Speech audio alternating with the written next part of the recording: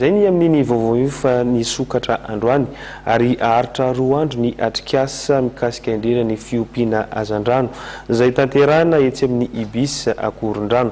Tanjona amin'izany fampiroboroboana ny sehatry ny fiompiana hazandrano amin'ireo firenena mikambana ao anatin'ny Indian Ocean Rom na ny Iora izany.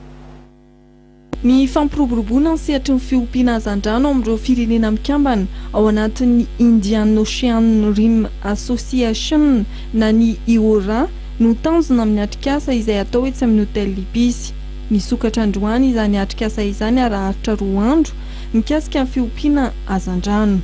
Zavatra andrasana moa zany mazava be hoe tsy maintsy samy ampandroso an'io daholo satria presque ny nomo zany mpanjono madinika ny mivady mpanjono madinika moa zany tena mpanao an'io zavatra io ka eritreretina zany mba hitombo isan'olona eo efa mba manao ihany zany fa mbola tsy ampy zany satria manam-bola ihany ny afaka manao azy tena akoatran'izay no madidinika ny fa manao ihany io zany mila tena ifanampiany fitondrana sy ny bailleur sy ny namany zany mba ahafahantsika mivokatra amin'ilay efa anisany efa mahazo vokatra amin'io. Firenena 12 miatrika ity atrik'asa ity: Thaïlande, Sri Lanka, Afrique du Sud, Australie, Bangladesh, Comores, Indonésie, Iran, Kenya, Madagascar, Allemagne, Malaisie, Somalie, Maurice, Inde ary Seychelles no firenena mandray anjara amin'ny atrik'asa io.